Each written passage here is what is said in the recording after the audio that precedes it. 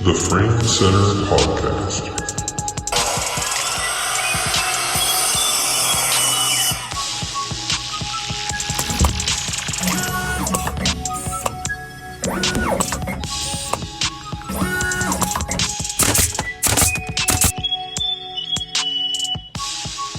Welcome to the Frame Center Podcast.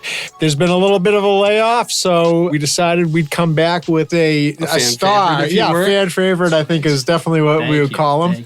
So we got Mark Slaven. Mark and his wife, Trish, have a show up at the moment here at the Frame Center. And to people that don't know, Mark's one of our longtime employees. Maybe some people think he's just a framer, but he's actually also a super talented artist. Mm-hmm. And we're going to sit down. We're going to talk, I think, a little bit more about the artwork today, a little less about the framing. Maybe we'll bring him back for some frame talk at some point. The Matt special? Yeah. Oh, yeah. When we do the Matt special, we definitely have to have you on for that one. The Matt Master. That's me. Yeah. Exactly. So, Mark, you want to start off? Tell these guys a little bit about yourself and what the stuff that you do is. I mean, I'm a huge fan of your work, personally. Thank you. I have 3 at home, always looking to add another to the collection. Yeah. Mike, we're actually talking about your work yesterday, but it's kind of like, has like a super textural feel to it. It's kind of like sculpture and painting combined. Exactly, yeah. In a way. That's basically what it is. Yeah.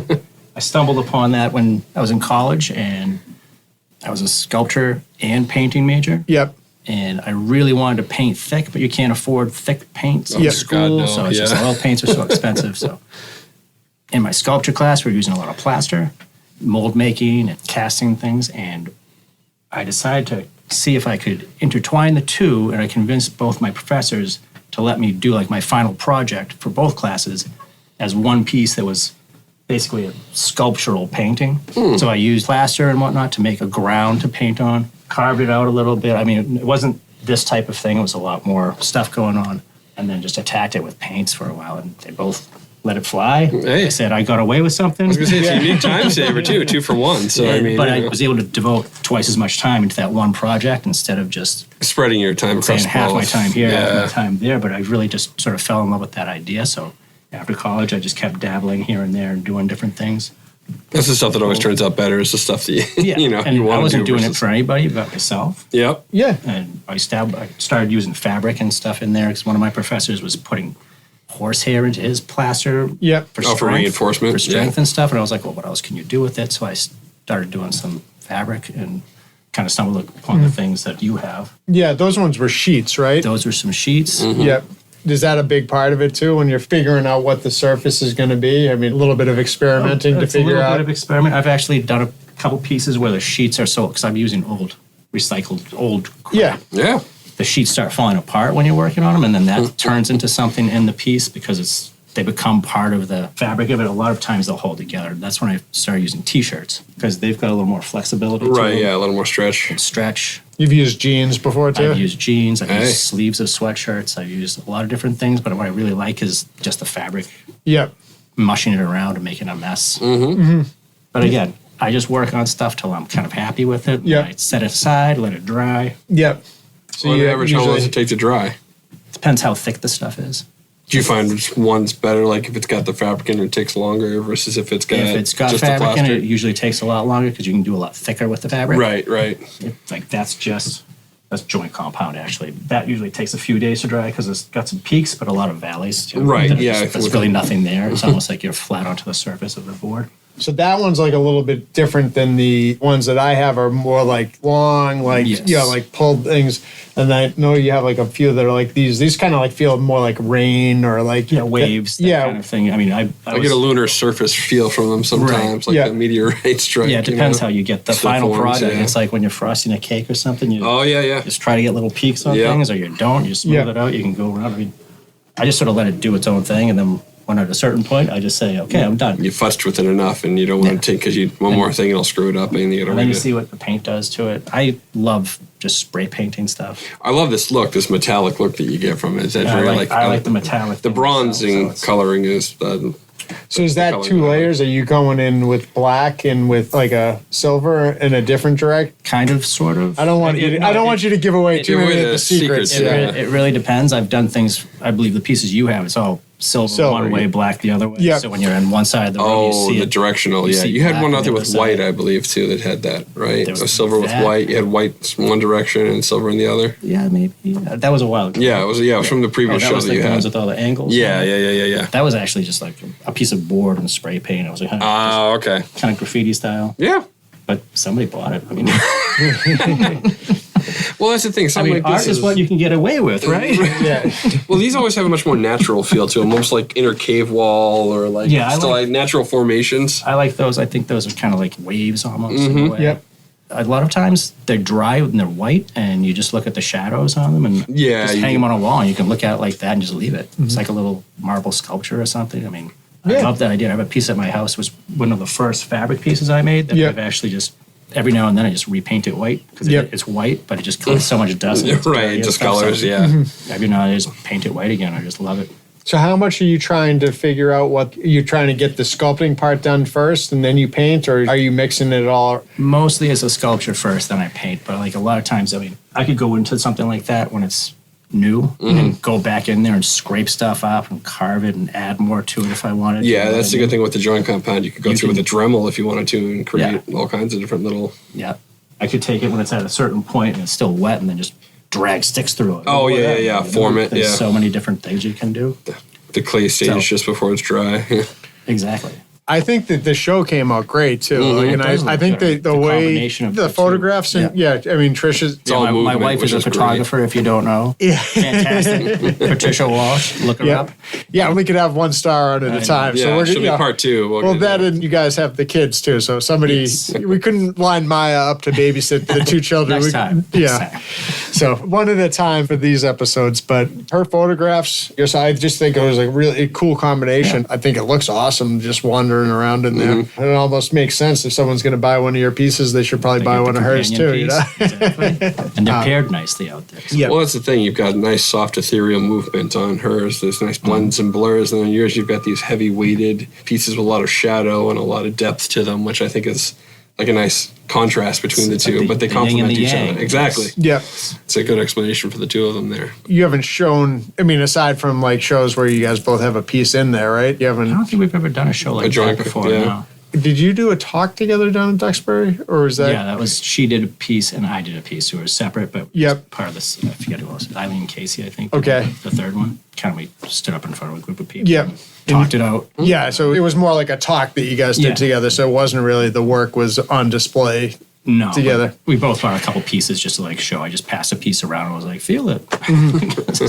Yeah. That's what Well, that's the everybody thing. asks. Everybody wants to do. They all want to go up and Everybody wants touch to it. walk up and just touch it. Yeah, is that going to squish or is that? Yeah, And no, but a lot of what I like about it is people look at it and go, what is that?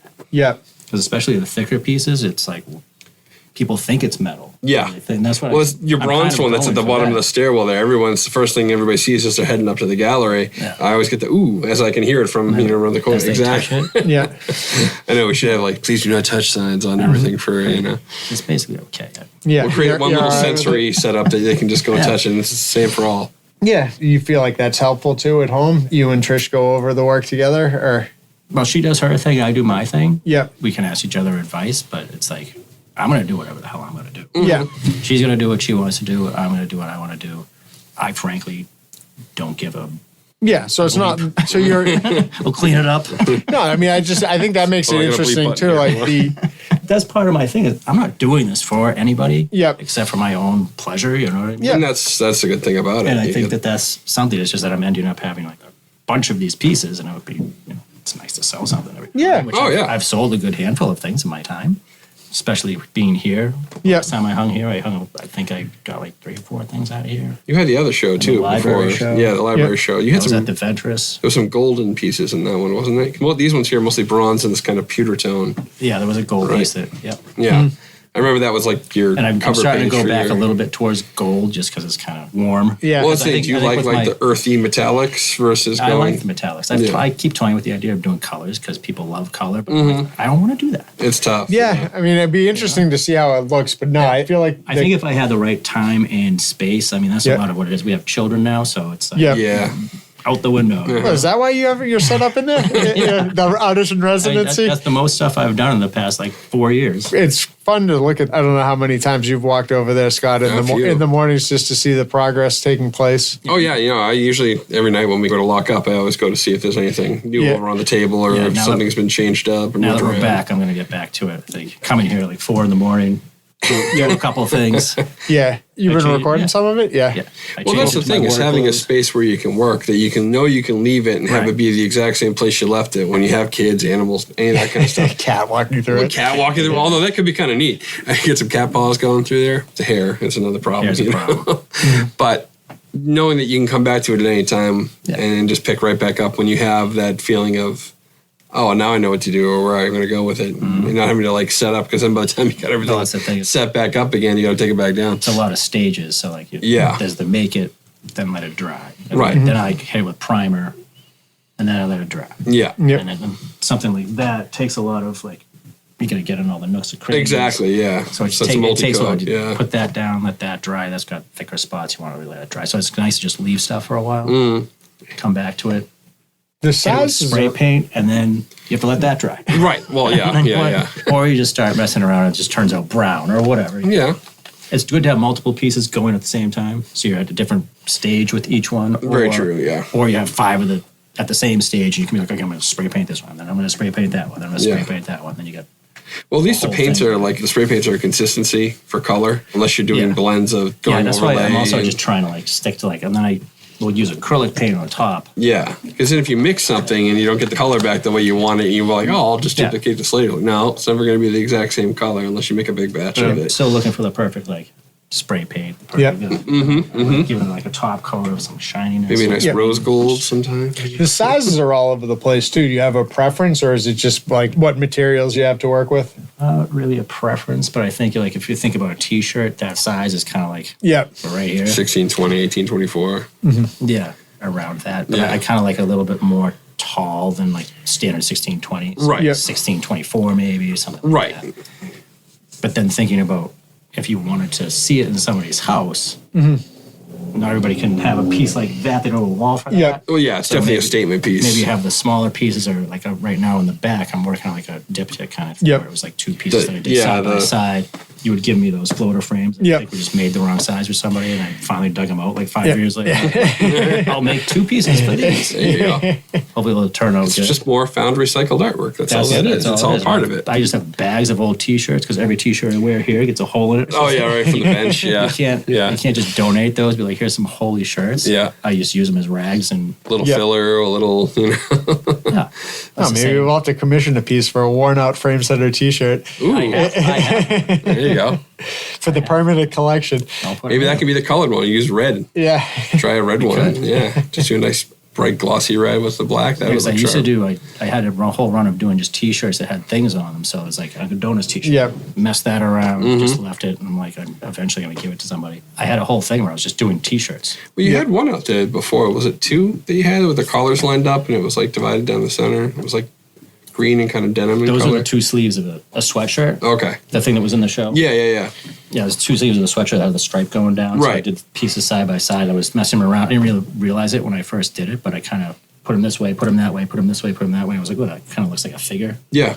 And then it just hit, and I said, I'll do that. Yeah. Stuck them together like that. Well, it worked out nice. That's what I said. Yeah. I said you don't even have to completely cover them to make them. Because the 2 T-shirts that I do that thing with, my brother had one that was a Radiohead T-shirt, and I just had a quote from one of the songs. I just mushed it around, did that, and framed it, and it's hanging on his wall. Cool. It's just some weird textural thing going on with the T-shirts. So I just framed a quote from a song. Yeah. It's just something different about it. So Yeah. More interesting. yeah.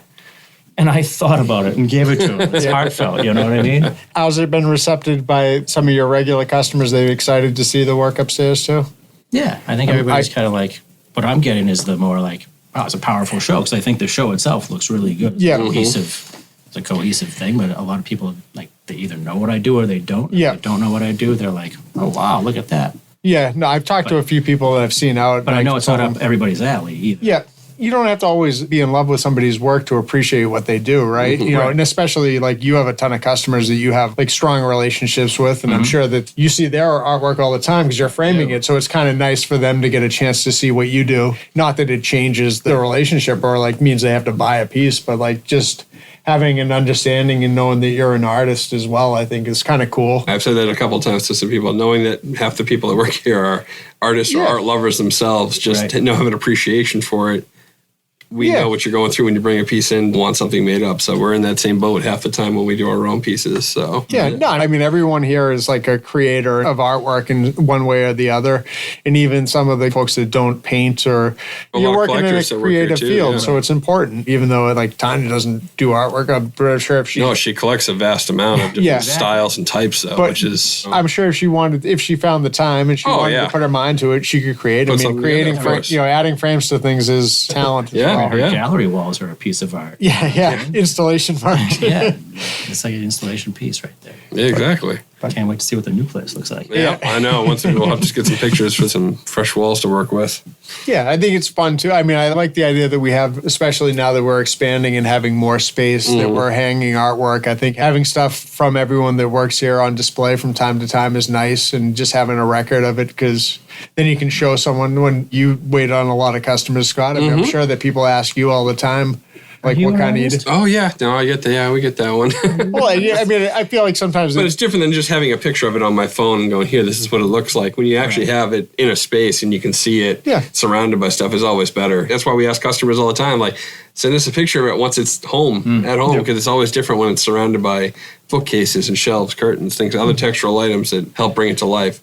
Same thing. Having it on a table just painted, it looks all right. If you put a frame on it, it looks better. Put it up on the wall, even better from there. So it's I mean, part even of the process. Even if we had a space, like even if we kept stuff on the stairs leading upstairs on a regular basis of people that are here. Right. Or rotate through it. Yeah, exactly. Someday have as a reference for that kind of thing. So we'll run that one by Dina. Yep. All right. And then you could always pull it down and good filler, right? Yeah. Well, we've done a couple shows for us when we have the groups that worked here. It's been a while. I get the reminders on Facebook every once in a while how long ago it was. Well, we had the gallery wall out front. That had kind of like a piece of everyone's, which I thought was tied together nicely. But, I think sometimes like with a show, like even though the subject matter is so different, like that tie, the fact that it's husband and wife, I think is so cool. That's the reason to put them together, right? And then it just turns out that colors work out perfectly. Hey. Yeah, it's a good balance between the two. So maybe the next time the kids will be producing, we'll sneak a couple of theirs up. If there is a closing, we still try to... We're working on the closing date, maybe the 15th, I think. The 15th? I think that's what we've been talking about. Nice. So we're going to see if we just solidify that and send it out. Yeah. Facebook, whatever. Now you refresh from vacation, you have time to think about these things. You're going to get a couple of the kids' pieces up, so it's a whole family show? Yeah. Hey, why not? Of course. And maybe I'll finish a couple new pieces. Yeah. That's true. Give me a couple weeks. Yeah. You get a couple of things done. Yeah. Get back in the schedule. Now, do you feel like being here, does that help at all? Working with art, does that inspire you at all? Or does does it take away? I mean, I'll be honest with you. I think a lot of what I do and my approach to my artwork, because this isn't everybody's thing, is like I reject a lot of stuff. I mean, not that I don't like art. I love art. I've seen art my whole life. I've been working with like being artsy or whatever my whole life. But like I think when I started doing my thing, what I'm doing, it's kind of like I'm just not paying attention to what people think you should be doing as an artist.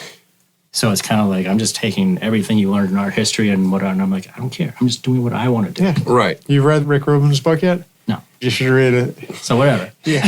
Whatever, Dave.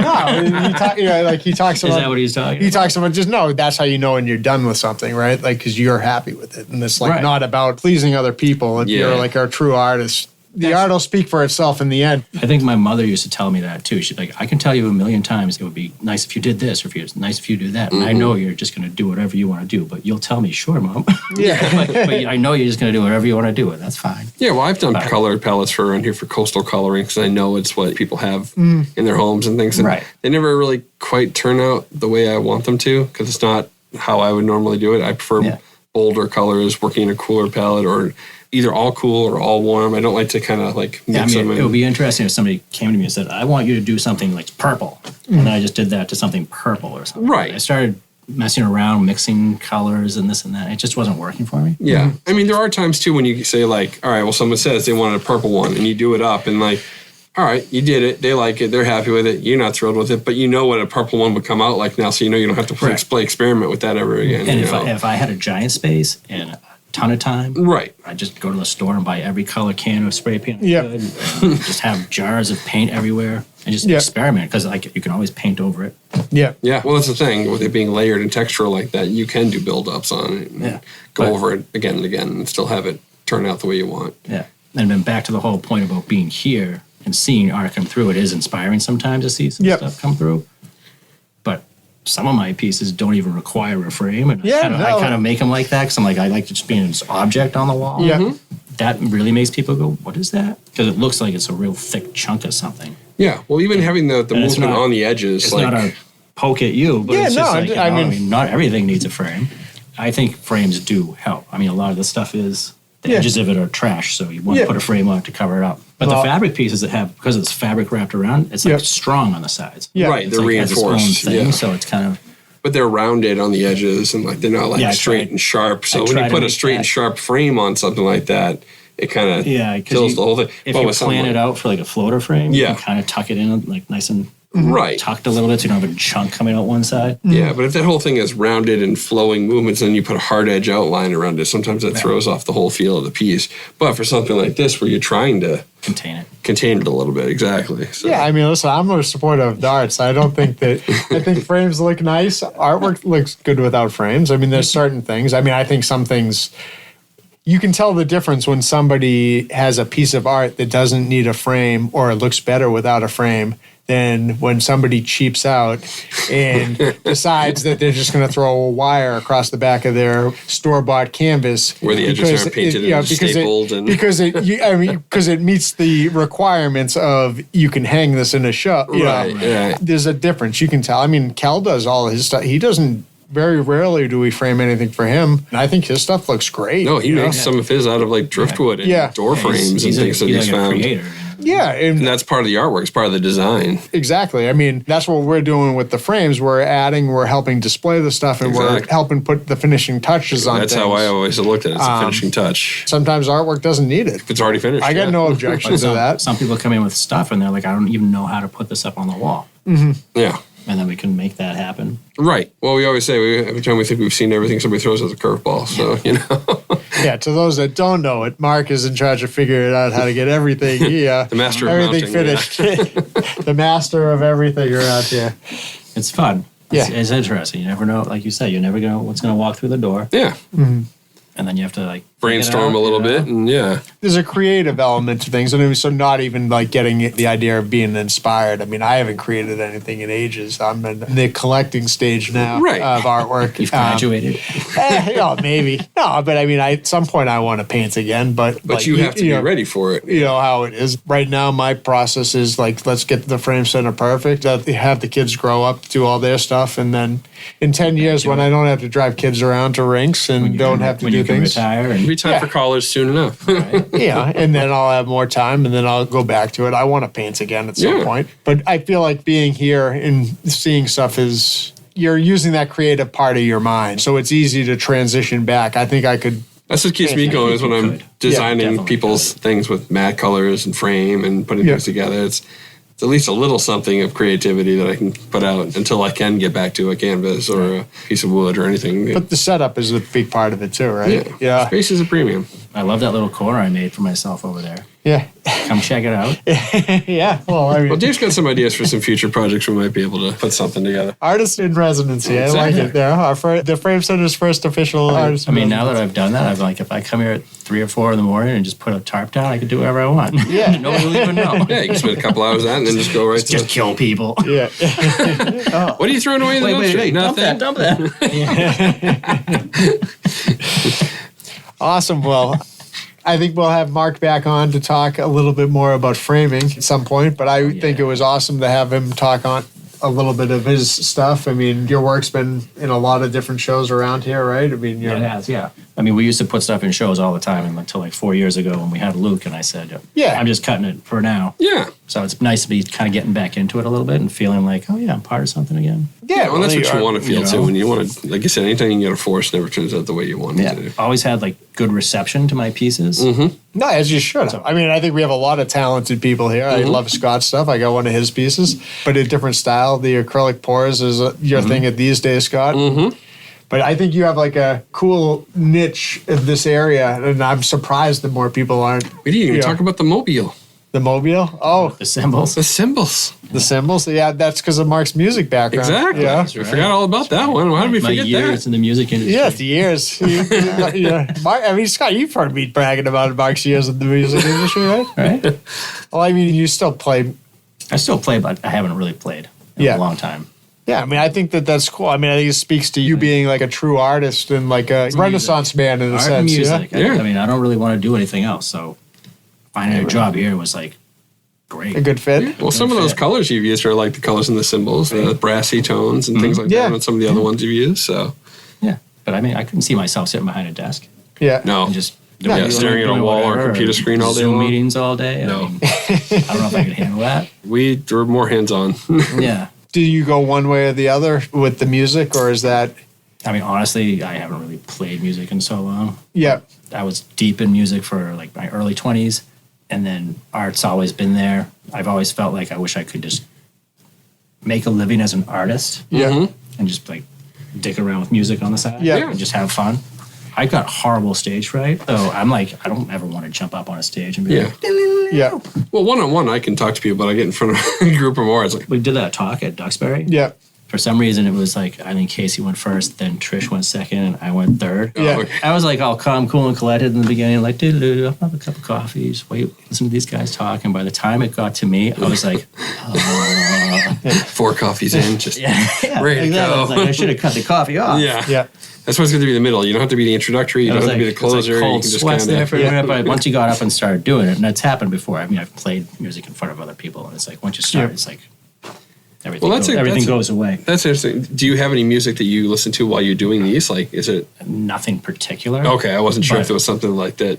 But I do like Put you in the mood for it, I'll you throw know? on a CD here, a CD there, Yeah. or like whatever. The Lord. I know it on does affect Sonos. the stuff I paint when I'm doing. I tend to listen to I mean- a single soundtrack while I'm doing something, and then it tends to affect it A lot of bit. times I do this kind of stuff outside, Right. So in my backyard, like with a tarp down, just Sure. out the back, and I'm just doing it, and I'm just at one with myself and nature. Yeah. No, I just was wondering, just like it said, with how much music was part of it. It's always part of my life. I'm always listening to music. You guys Yeah. come in here. I mean, Yeah. if you came in earlier, it would be like, turn it down. Yeah. Occasionally. Peruvian Yeah. flute All right. music. How am I supposed to hear what you're telling me? Like, crank it up to 11.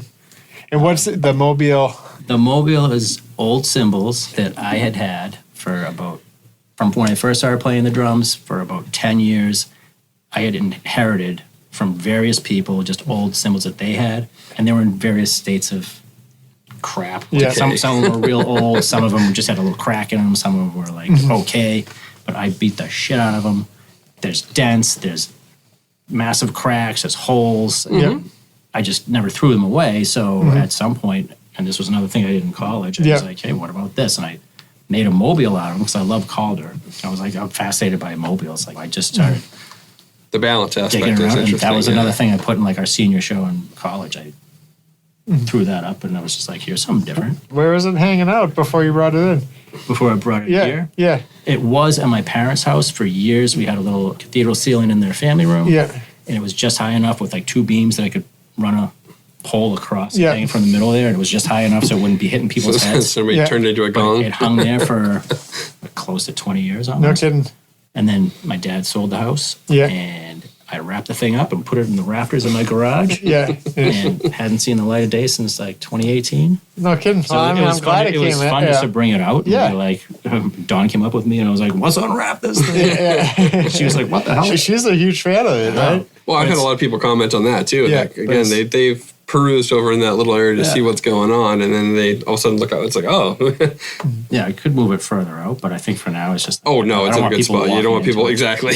it. But it's like I don't have a place to hang it. Yeah. No, it's cool. I mean, I think it's nice to It's just display something this. different. Yeah. I have a couple other small things I might just bring in and lay around. Be like, here's some ethereal crap. Put a price tag on it, see if somebody buys it. Yeah. Negotiate, yeah. Going from the one man's trash to another man's treasure kind of motif there. Yeah. No, and I had so much fun in college doing stuff. Like our studio space for sculpture was an actual separate building from everything else. It was like an old garage that they turned into a studio. Oh, okay. And I had like a work study program where I could work at some place on the campus for like 5 hours a week and get paid just for whatever. It's like financial assistance. And they were looking for somebody to clean up the studio. And I was like, I'll do that. So I got a key to the place. And so I would go in there after hours. When nobody else is there. Nobody else is there. And just mess around. They had an old stand-up piano in there. Cool. Just mess around I was just being a typical college student, but I was like working and getting paid. So I was making clay. I was like mixing up the old claay. And to reblock it, yeah. But like there was a lot of plaster and stuff. The place had to get cleaned up every day. But then there was like bandsaws there. There was all kinds. So you had access to different materials that you could, That's the other thing is having the stuff you need to be able to create what you want. That's why people come here because they don't have a giant place that they can put together a big 32 by 40 frame or do it well. And they're just going to put it on the kitchen floor. Well, that's the thing. Yeah, you got, like we have a couple of customers that say like, only thing I have big enough is my floor to work on this piece. It's like having a space. It's like having a studio space, and it's tight at home. Yeah. Yep, it makes a difference. It really does. Yeah. Awesome. Well, I'm glad we were able to find a couple minutes to pull Mark upstairs. And we'll probably we'll be down with Mark. He won't be able to help customers when we have Trish on because he'll be chasing children around. Hopefully it gives people a little bit of insight into your stuff, and I hope a lot of the customers get a chance to come in and see the stuff. Yeah. I know Claude and Dina will make sure that there's plenty of coverage and we get some artist pages up for you and for Trish. And that's what these are good for, because everybody wants to talk to you and find out about this stuff. But if we did this all day long, we'd get nothing else done. Mark's an interesting guy. Exactly. Well, here you can hear a little bit more about his process, right? Yep. So. Awesome. Well, we think it's the 15th right now. When we nail down those dates, we'll be sure to blast that all out over social media. And we'll go from there. Wait for further updates. And then, to be determined, when we start covering all the different subjects on framing on this podcast, we will start to include Mark on the how do I frame this ridiculous thing, and shirts and matting and give him terrible flashbacks and all of the other things that Mark is an expert on. I think those who know this place and know Mark, they know that he handles just about everything. The place wouldn't be the same without him. So thanks, man. Thanks for being here, Mark, and thanks for coming on the podcast. Thanks for having me on. It's been great. Excellent. Well, everybody, I want to thank you for joining us today, and we'll catch you next time.